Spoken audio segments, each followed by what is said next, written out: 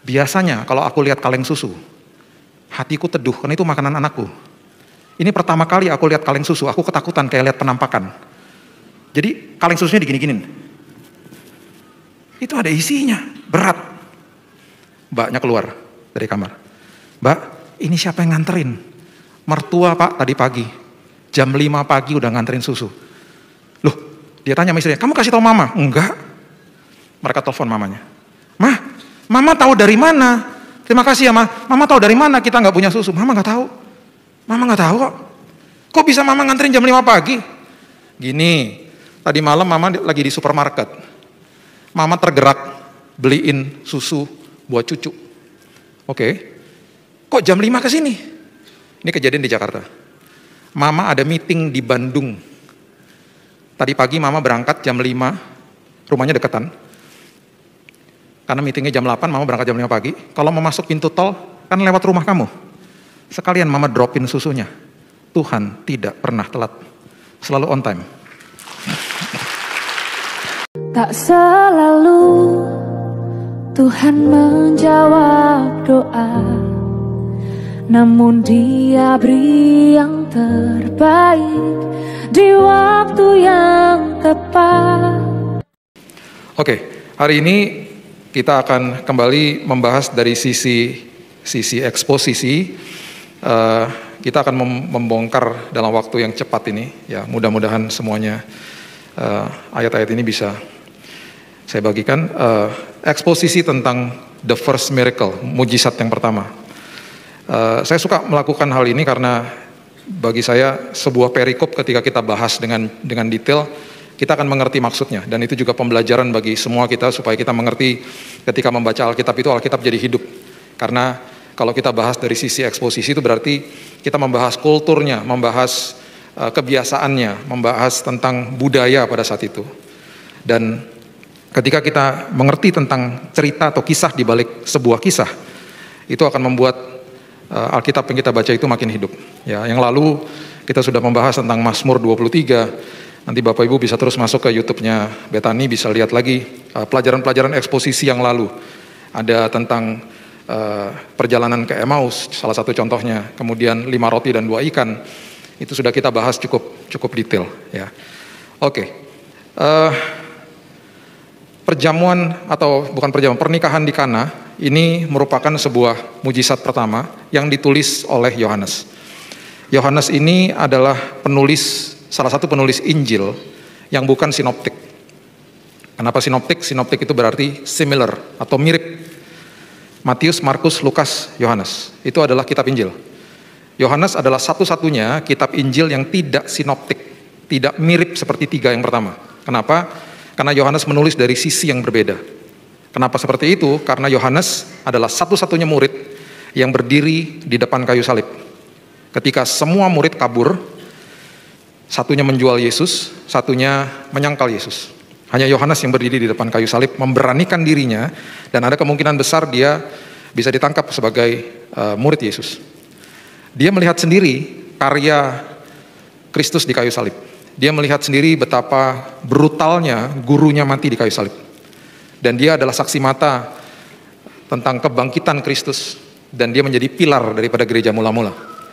Itu sebabnya kitab Yohanes tidak pernah ditulis dari kelahiran Yesus. Dimulai bahkan sebuah kalimat yang mengacu kepada sebelum proses kreasi. Pada mulanya adalah firman. Itu sebenarnya bicara soal kejadian sebelum kejadian pasal yang pertama, ayat yang pertama. Kitab Yohanes syarat dengan pesan kasih. Kenapa? Karena dia sendiri menyaksikan kasih itu yang mati di kayu salib. Makanya ada Yohanes 3 ayat 16. Itu sebenarnya salah satu ayat bagian daripada bagian ketika dia sedang berbicara kepada Nikodemus. Dan kemudian sebelum Yesus mati di kayu salib, dia menitipkan ibunya kepada Yohanes. Jadi penulisan kitab Yohanes itu bukan sekedar sangat detail, tetapi dari sisi yang berbeda, dari sisi yang mengagumkan sebenarnya kalau bagi saya, kalau saya baca, dan juga dari sisi ibunya. Dan itu sebabnya ayat demi ayat itu penuh dengan pengertian yang dalam ketika dia tulis. Bapak Ibu kalau mau belajar tentang kasih, bukalah kitab Yohanes 1, 2, dan 3. Ada 5 kitab yang dia tulis di Perjanjian Baru. Yohanes, kemudian 1 Yohanes, 2 Yohanes, 3 Yohanes, dan kitab Wahyu. Yohanes adalah satu-satunya murid yang tidak mati martir. Dia melarikan diri dari sebuah penggorengan yang waktu saat itu dia dimasukin ke dalamnya. Minyak yang panas. Dia lari dengan luka-luka bakar. Dia mengasingkan diri ke Pulau Patmos. Dan di sana dia mendapatkan pewahyuan. Itulah sebabnya dia menulis kitab Wahyu. Saya ada rencana tahun depan untuk pergi ke 7 gereja di Turki.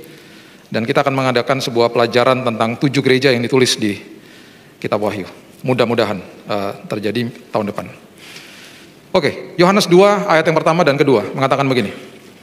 Pada hari ketiga, ada perkawinan di Kana yang di Galilea. Dan ibu Yesus ada di situ. Yesus dan murid-muridnya diundang juga ke perkawinan itu. Ini berarti yang nikah ini kenal sama ibu Yesus, kenal sama murid-murid belum lengkap, ya ada beberapa yang baru direkrut, dan juga Yesus. Pernikahan pada saat itu berlangsungnya 1 minggu Bapak Ibu, bukan 1 hari. Dan sangat bergengsi dan merupakan sebuah event yang dinanti-nantikan oleh masyarakat setempat. Karena mereka dapat makan gratis, mereka dapat minum anggur gratis. Dan anggur yang disediakan pada awalnya selalu berkualitas tinggi. Kenapa seperti begitu? Nanti kita baca ada beberapa fakta yang ada di situ. Dan biasanya anggur yang kualitasnya tidak begitu bagus itu diberikan di akhir daripada event pernikahan itu, di hari-hari terakhir. Kenapa? Karena taste bud atau perasa daripada seseorang itu ketika berhari-hari minum anggur, ketika dikasih anggur yang kualitasnya tidak begitu bagus, sudah mulai pudar, tidak begitu kerasa lagi gitu loh. Jadi itu adalah tradisi pada saat itu. Kemudian yang menyiapkan anggur itu biasanya mempelai pria. Dan mempelai pria itu kalau sampai anggurnya tidak baik kualitasnya, atau bahkan anggurnya habis seperti event pada saat ini, pihak wanita bisa menuntut pihak pria. Karena begitu pentingnya dan begitu sakralnya minuman anggur pada saat itu untuk mereka. Ya. Nah, ketika ini terjadi, ini ada di sebuah tempat yang sangat kecil, desa kecil. Bapak Ibu kalau pernah ke Kana, itu ada gerejanya di sana. Terakhir saya ke sana, kita meneguhkan perkawinan-perkawinan yang ikut, karena gerejanya sangat baik. Di luar itu ada toko yang menjual anggur. Nah, anggur ini membutuhkan 3 tahun dari penanaman pohonnya sampai menjadi botolnya. Ya. Dan anggur-anggur yang dijual di situ, anggur-anggur dari Israel itu biasanya ditulis di botolnya 12 tahun, 20 tahun. Karena memang disimpan segitu lama. Harganya makin lama tahunnya ya makin mahal. Itu semua ada di situ. Nanti satu waktu ada kesempatan ke sana, itu ada gerejanya dan ada tempat-tempatnya yang sangat historis. Ya. Ayat ketiga. Ketika mereka kekurangan anggur, ibu Yesus berkata kepada Yesus, ya, mereka kehabisan anggur. Nah, ini dikatakan sama ibu Yesus, ada kemungkinan besar ini sebuah kalimat yang memberikan kode kepada anaknya. Ibu Yesus sudah tahu bahwa anaknya ini punya sebuah kuasa yang luar biasa, dan dia belum mendeklarasikan sebuah mujizat. Dia belum melakukan sebuah mujizat.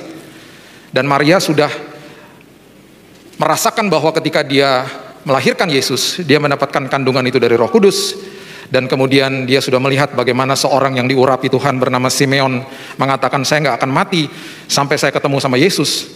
Jadi berkali-kali ada pernyataan dan konfirmasi dari beberapa orang. Bahkan ketika dia melihat Yesus mengajar di Bait Allah ketika masih sangat kecil, dia sudah mulai terkagum-kagum. Dan Alkitab seringkali mengatakan bahwa dia menyimpan di dalam hatinya. Jadi ini adalah sebuah kalimat yang dia katakan kepada Yesus. Anggurnya habis. Dengan harapan, ayo dong, lakukan mujizatmu. Karena memang belum pernah. Ayat 4. Kata Yesus kepadanya, mau apakah engkau daripadaku, ibu? Saatku belum tiba. Itu berbicara soal nanti ketika dia akan disalibkan. Dengan kata lain, saya tidak mau menggembar-gembor mujizat. Karena saya tidak mau lawan saya, orang-orang agamawi seperti Farisi, Saduki, dan seterusnya, akhirnya menjadi musuh saya sekarang ini dan mengacaukan pelayanan saya. Itu maksudnya. Waktunya belum tiba, nanti dulu. Nah, di sini ada sebuah pernyataan yang dalam tanda kutip seolah-olah dia tidak akan bantu. Seolah-olah Yesus tidak akan bantu. Kita tahu akhirnya ketika mujizat terjadi, nanti di akhir daripada perikop ini hanya memang segelintir orang yang tahu. Jadi mujizat ini betul-betul memang untuk kalangan sendiri. Nggak banyak orang tahu, dan itu didokumentasikan oleh Yohanes. Oke. Sekarang kita lihat Markus pasal yang ke-6, karena memang ada prinsip seperti begini. Ini kenapa ada kalimat ini, karena inilah yang akhirnya menjadi salah satu trademark ya, atau ciri khasnya Yesus ketika dia mengajar kepada murid-muridnya, dan kita patut mengambil intisari ini. Markus 6 ayat 48 mengatakan begini. Ini adalah kisah ketika Yesus berjalan di atas air, dan seringkali kisah ini hanya dibahas Yesus berjalan di atas air, Petrus berjalan di atas air, melihat atau merasakan angin, kemudian dia goyah, dan seterusnya dan seterusnya. Coba lihat ini. Ketika ia melihat betapa payahnya mereka mendayung karena angin sakal, Markus 6 ayat 48, maka kira-kira jam 3 malam ia datang kepada mereka berjalan di atas air. Perhatikan kalimat ini. Dan ia hendak melewati mereka. Perhatikan kalimat itu. Ia hendak melewati mereka. Kok dilewati sih? Ini salah satu ciri khas pengajaran dia kepada murid-muridnya. Ya, sebentar kita baca lagi yang lain. Dengan kata lain gini loh. Dia lagi mau beritahu kepada murid-muridnya dan juga kepada kita, undang saya. Kamu undang saya, itu adalah sebuah tindakan iman, ada perkara besar terjadi nanti. Undang saya. Dia tahu mereka dalam keadaan bahaya. Markus mencatat, Markus ini menulis dari saksi matanya Petrus. Waktu Petrus ada di penjara, dia beritahu kepada Markus untuk menulis. Kalau Lukas itu seorang dokter, dia menulis karena ada saksi mata, ya. Yang membiayai tulisan dia adalah Theophilus namanya. Jadi penulisan biografi tentang Injil ini luar biasa. Ya, Markus memberitahu ini, dia seolah-olah kayak mau melewati mereka, kayak nggak mau nolong gitu loh. Dia tahu mereka dalam bahaya, dan dia pastinya tidak akan membiarkan murid-muridnya mati di situ. Kita lihat sekarang di Yohanes 6 ayat 19 sampai 21. Jadi kalau kita rangkumkan semua kisah-kisah ini yang dicatat di Injil, kita dapat satu cerita yang utuh. Ya. Ini adalah sisi berbeda dari kisah Yesus berjalan di atas air.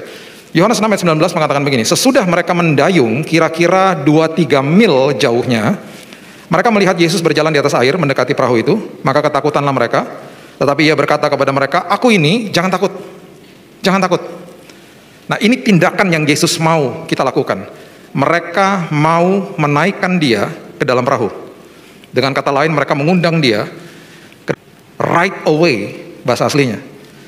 Perahu itu sampai ke pantai yang mereka tujui. Kata seketika artinya seketika. Bahasa asli dari seketika, ya seketika. Ini adalah mujizat yang gak pernah dibahas. Betul, Yesus berjalan di atas air, mujizat yang luar biasa, dan Petrus sempat berjalan di atas air, mujizat juga itu. Mujizat selanjutnya adalah ketika mereka mengundang dia masuk ke dalam perahu, dalam sekejap, perahu itu sampai ke pantai. Time travel, percepatan waktu, itu yang terjadi. Jadi, dia lagi kasih tahu sama murid-muridnya, kalau kamu ngundang aku, kalau kamu melakukan tindakan itu, ada perkara besar di balik itu semuanya. Itu sebabnya di Ibrani dikatakan begini. Ibrani 11 ayatnya yang ke-6. Kita lihat ayat bagian pertamanya saja ya. Tetapi tanpa iman tidak mungkin orang berkenan kepada Allah. Oke. Kata berkenan bahasa aslinya atau bahasa Inggrisnya adalah pleasing. It would be impossible for you without faith to please God. Tidak mungkin engkau bisa please God. Tidak mungkin, bahasa asli etimologi daripada kata please adalah mengundang dia. Please, come, please, memohon. Itu aslinya. Jadi iman yang sesungguhnya kita sudah belajar di bulan lalu, Mazmur 23. Iman yang sebenarnya adalah pikiran dan hati masuk ke dalam perhentian Tuhan. Rest in Him, bukan tindakan kita, pikiran dan hati. Itu namanya kita menyerahkan semua kekhawatiran. Rest. Masuk dalam perhentian Tuhan. Itu perintah bahkan. Kemudian, iman ini adalah iman yang, Yesus, please come. Please, Tolong aku dalam aspek hidup ini. Tolong aku dalam aspek hidup ini. Tolong Tuhan, aku nggak mau jalan sendiri. Aku nggak mau ngambil keputusan sendiri. Contoh lain lagi, Lukas 24. Ayatnya yang ke-28. Ini perjalanan ke Emmaus. Ketika dua murid Yesus, tidak disebut namanya, mereka feeling demoted bahasa aslinya. Mereka betul-betul sangat ragu-ragu, mereka sedihnya luar biasa karena Yesus baru disalibkan dan mati. Dan mereka tidak memiliki kepastian tentang kebangkitan. Belum tahu bahwa Yesus itu bangkit. Ini pelajaran-pelajaran yang ditulis di Injil supaya kita belajar. Nah, saat itu Yesus berjalan bersama-sama dengan mereka dan seolah-olah sepertinya mata mereka dibutakan. Mereka nggak tahu itu siapa yang berjalan sama mereka, toh. Mereka berjalan sampai akhirnya ke rumahnya. Perhatikan kalimat ini. Ayat 28. Mereka mendekati kampung yang mereka tuju. Lalu Yesus berbuat seolah-olah hendak meneruskan perjalanan. Seolah-olah ingin meneruskan perjalanan. Itu bahasa aslinya kira-kira begini. Seolah-olah ingin meneruskan perjalanan, dalam hatinya Yesus gini, undang dong, undang. Kenapa sih dia begitu? Itu iman soalnya. Makanya dia bukan Tuhan yang memaksa orang. Dia bukan Tuhan yang memaksakan kehendak. Dan ketika engkau respon sama aku, itu selalu dia katakan begini. Sama orang-orang yang buta lah, yang lumpuh lah, dia kan tanya balik, kamu mau aku ngapain? Dan selalu mereka bilang gini, aku mau sembuh lah, aku mau lihat, aku mau berjalan. Seolah-olah sepertinya kalau baca konyol gitu loh. Loh, bukannya dia Tuhan yang tahu, betul dia tahu semuanya. Tapi dia tuh mau kita respon gitu loh. Kamu mau aku ngapain? Ucapin dong. Bilang dong sama aku. Mau lihat Tuhan, mau jalan Tuhan. Terjadilah sesuai sama imanmu. Saya sakit 60 kilo di rumah sakit. Tuhan, ini yang aku mau. Aku tahu bahwa Engkau tahu aku membutuhkan kesembuhan. Aku mau pulang ke rumah. Aku mau membesarkan kedua anakku. Aku mau kembali khotbah Tuhan. Dan aku percaya Engkau di surga sedang mengatakan terjadilah sesuai sama imanmu. Itu yang saya katakan di rumah sakit. Waktu saya sakit. Seolah-olah ingin berjalan terus kayak meninggalkan mereka. Puji Tuhan diundang. Ingat ya, konteksnya ragu-ragu loh ini dua. Feeling demoted, betul-betul rasanya ragu-ragu, sedihnya luar biasa. Karena mereka merasa betul-betul Yesus sudah nggak ada. Mana katanya Raja Yahudi. Matinya tragis. Perhatikan ayat 29. Tetapi mereka sangat mendesaknya. Mereka sangat mendesaknya, katanya, tinggallah bersama-sama dengan kami. Sebab hari telah menjelang malam dan matahari hampir terbenam. Lalu masuklah ia untuk tinggal bersama-sama dengan mereka. Saya bisa ngebayangin perasaannya Yesus saat itu. Pasti luar biasa. Sesuai dengan Ibrani 11 tadi. Dengan iman, engkau mengundang aku. Pleasing me. Dan akhirnya ayat 30, waktu ia duduk makan dengan mereka, ia mengambil roti, mengucap berkat, lalu memecah-mecahkannya dan memberikannya kepada mereka. Ayat 31, ketika itu terbukalah mata mereka, dan mereka pun mengenal dia. Tetapi ia lenyap dari tengah-tengah mereka. Bisa bayangkan perasaan mereka, yang tadinya ragu-ragu, sedih, tiba-tiba mereka sadar, wow, yang tadi jalan sama kita tuh dia. Ternyata dia bangkit. Ketika diundang masuk, perjumpaan terjadi. Ketika diundang masuk ke dalam perahu, pertolongan terjadi. Bahkan percepatan waktu bisa terjadi.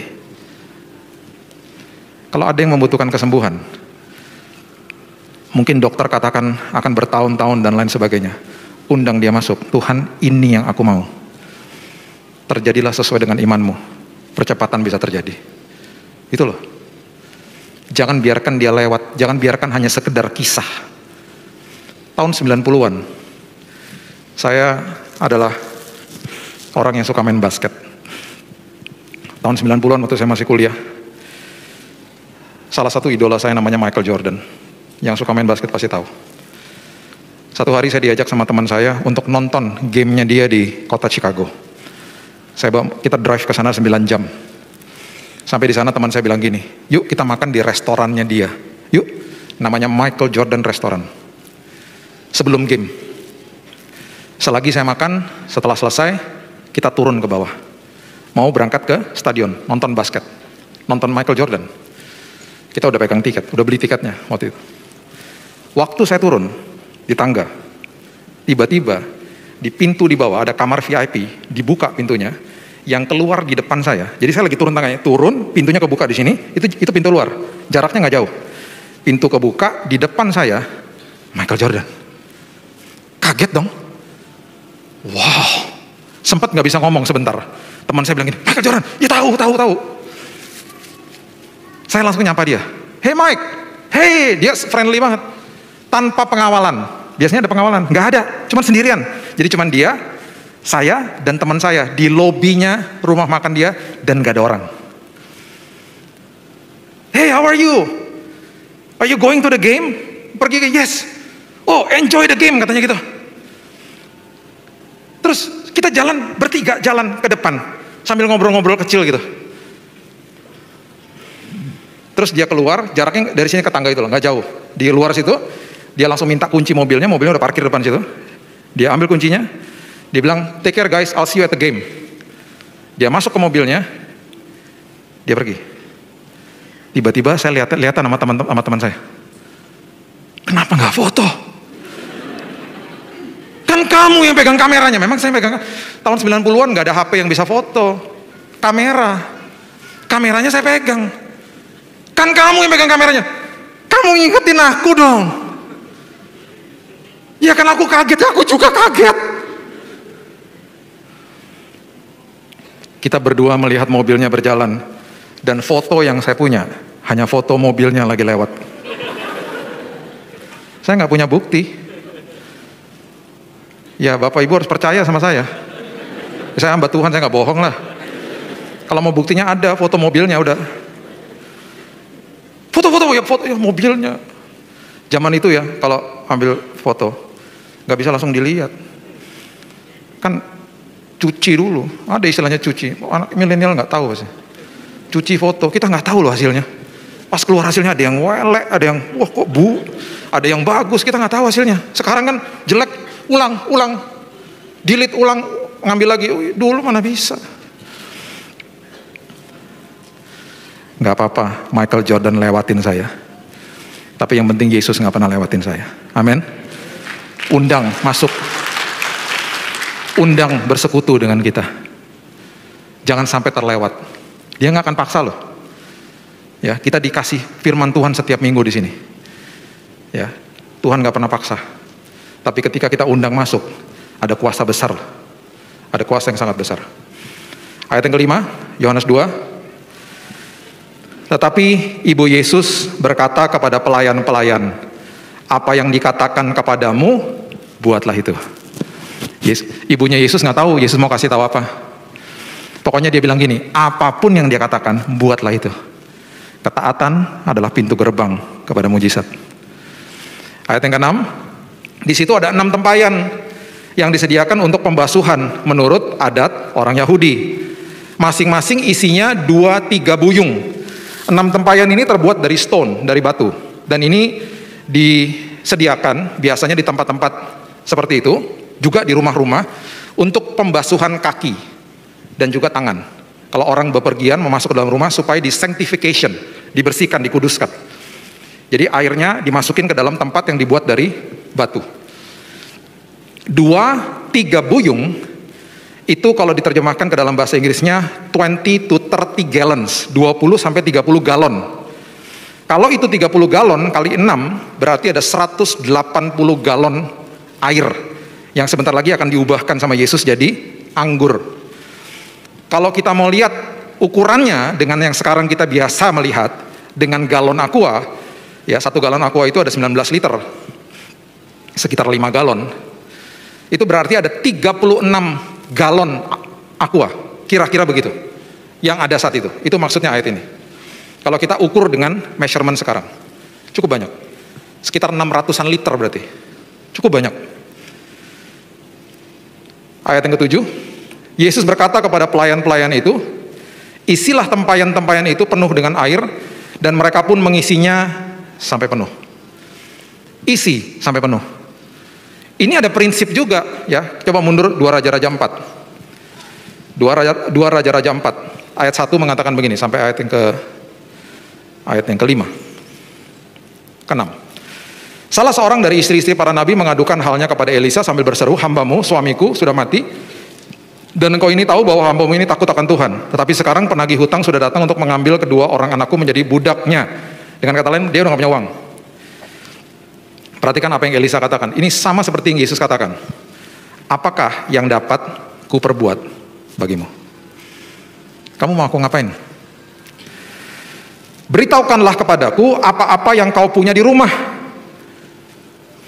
Apa sih yang kamu punya? Aku cuma punya air mata Tuhan, sama lutut untuk berdoa. Gak apa-apa. Kasih sama aku, bermitra yuk. Nanti jadi perkara besar. Cuma ini aku punya.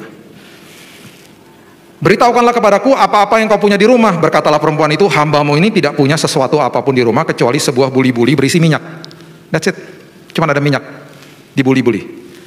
Ini perintahnya Elisa. Sekarang kamu keluar, ayat 3. Pergilah mintalah bejana-bejana dari luar, sama tetangga-tetanggamu. Bejana-bejana kosong, perhatikan kalimat ini, tetapi jangan terlalu sedikit. Pastikan yang kamu pinjam sebanyak-banyaknya. Kenapa? Perhatikan ayat berikutnya. Kemudian masuklah, tutuplah pintu sesudah engkau dan anak-anakmu masuk, lalu tuanglah minyak itu ke dalam segala bejana. Mana yang penuh, angkatlah. Habis mendengarkan perintah daripada Tuhan, diblok nih semuanya. Jangan dengerin kata-kata dunia, kata-kata hoax, tuduhan-tuduhan iblis, kebohongan dia. Blok semuanya. Tuhan, aku mau arahkan telingamu kepada ucapanku, simpan di dalam lubuk hatiku, karena itu sumber daripada kehidupan, bahkan kesembuhan. Amsal 4. Ayat 5. Pergilah perempuan itu daripadanya, ditutupnyalah pintu sesudah ia dan anak-anaknya masuk, dan anak-anaknya mendekatkan bejana-bejana kepadanya, sedang ia terus menuang. Bejananya datang tuang, bejana datang tuang. Ayat 6. Ketika bejana-bejana itu sudah penuh, berkatalah perempuan itu kepada anaknya, dekatkan kepadaku sebuah bejana lagi. Mana, ada lagi nggak? Anaknya katakan begini, udah nggak ada lagi bu, habis. Perhatikan kalimat terakhir ini, dikatakan begini, lalu berhentilah minyak itu mengalir. Kalau bejananya masih ada, ngalir terus nggak? Ngalir terus. Kenapa? Prinsip kerajaan surga. Suplainya Tuhan selalu lebih besar daripada kapasitas. Kalau kapasitas kita segitu, ya segitu. Kalau kapasitas kita makin besar, dipenuhi sama Tuhan. Itu maksudnya. Makanya Yohanes menuliskan itu. Diisi sampai penuh. Adanya ya 6 tempayan. 6 tempayan sekitar 20 sampai 30 galon diisi sampai penuh. Kalau ada lebih ya diisi sampai penuh. Karena suplainya Tuhan selalu lebih besar daripada kapasitas sebenarnya. Dia akan berhenti ketika kapasitasnya habis. Ayat 8, kita balik lagi ke Yohanes pasal yang kedua. Lalu kata Yesus kepada mereka, sekarang cedoklah dan bawalah kepada pemimpin pesta. Lalu mereka pun membawanya. Ini pelayan-pelayan ya. Setelah pemimpin pesta itu mengecap air yang telah menjadi anggur, dan ia tidak tahu dari mana datangnya. Jadi pemimpin pesta nggak tahu, sama sekali nggak tahu bahwa ini air sudah menjadi anggur. Ya dia sudah merasakan anggurnya. Tetapi pelayan-pelayan yang mencedok air itu mengetahuinya. Jadi hanya pelayan-pelayan yang tahu.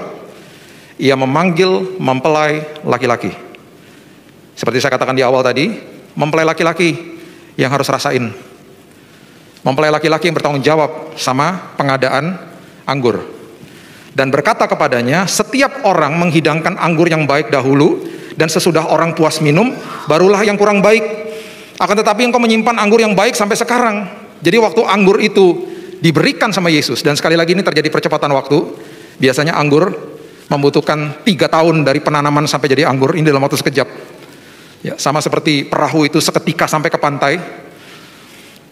Itu yang terjadi, karena pelayan-pelayan mendengar apa yang Yesus katakan. Ketaatan adalah pintu gerbang daripada mujizat. Dan ketika itu yang dilakukan, Yohanes 15 ayat yang pertama digenapkan. Akulah pokok anggur, Bapakku pengusahanya. Apapun yang dia siapkan bagi Bapak Ibu sekalian, selalu yang terbaik. Selalu yang terbaik. Bayangin loh, udah mau habis nih pernikahannya. Rasanya mereka di lidah ini biasanya udah gak bisa ngerasain. Kalau sampai mereka bisa rasakan bahwa ini masih enak, itu berarti enaknya luar biasa. Kualitasnya luar biasa. Ayat 11, hal itu dibuat Yesus di Kana yang di Galilea sebagai yang pertama dari tanda-tandanya Dan dengan itu ia telah menyatakan kemuliaannya dan murid-muridnya percaya kepadanya. Untuk kalangan sendiri, murid-muridnya, ibunya, dan hanya pelayan-pelayan yang tahu. Gak ada lain yang tahu. Untuk kalangan sendiri. Undang Yesus masuk. Di dalam ketakutan, undang dia masuk. Ada pertolongan, ada percepatan waktu. Di dalam keraguan, undang dia masuk. Ada perjumpaan. Di dalam kekurangan, undang dia masuk. Suplainya lebih besar daripada kapasitas.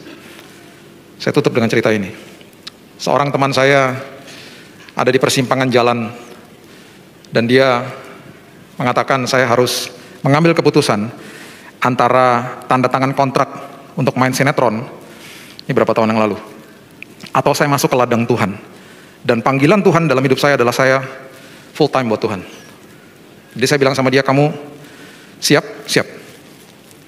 Dia bilang gini, dalam 2-3 bulan ke depan, saya akan kehabisan uang saya.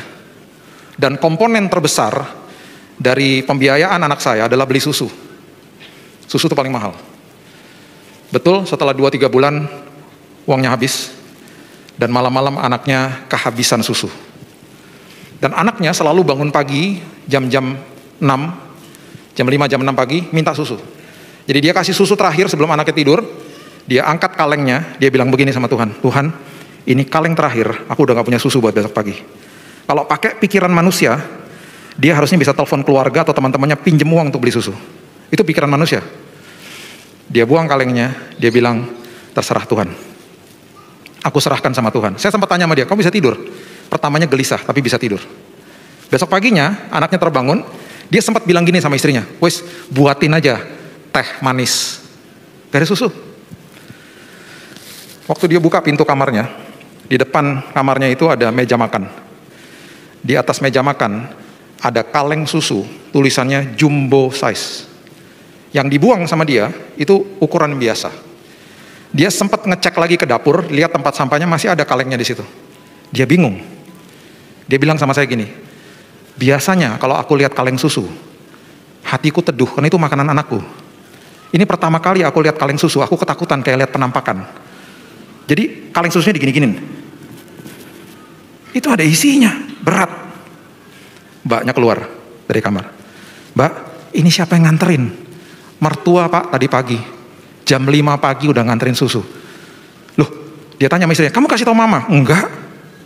Mereka telepon mamanya. Mama tahu dari mana? Terima kasih ya Mama tahu dari mana kita nggak punya susu? Mama nggak tahu. Mama nggak tahu kok. Kok bisa mama nganterin jam 5 pagi? Gini. Tadi malam mama lagi di supermarket. Mama tergerak beliin susu buat cucu. Oke. Kok jam 5 ke sini? Ini kejadian di Jakarta. Mama ada meeting di Bandung. Tadi pagi mama berangkat jam 5, rumahnya deketan. Karena meetingnya jam 8, mama berangkat jam 5 pagi. Kalau mau masuk pintu tol, kan lewat rumah kamu. Sekalian mama dropin susunya. Tuhan tidak pernah telat. Selalu on time. Ngeri-ngeri sedap gak? Oh iya, ngeri-ngeri sedap sama Tuhan. Tapi ketika dia ngundang Yesus masuk untuk beracara di dalam kekurangannya dia, bukan sekedar dikasih kaleng biasa, jumbo size. Itulah iman. Please come Lord, please datang, please masuk dalam hidupku. Dan semua keraguan, semua ketakutan, semua kekurangan, bahkan ketika kita membutuhkan kesembuhan, ingat, suplainya lebih besar daripada kapasitas. Minta sama Tuhan perbesar kapasitas kita. Dan lihat, tangan Tuhan yang melimpah akan memberikan kepada kita. Berikan tepuk tangan kita untuk Tuhan kita. Tak selalu Tuhan menjawab doa, namun Dia beri yang terbaik di waktu yang tepat.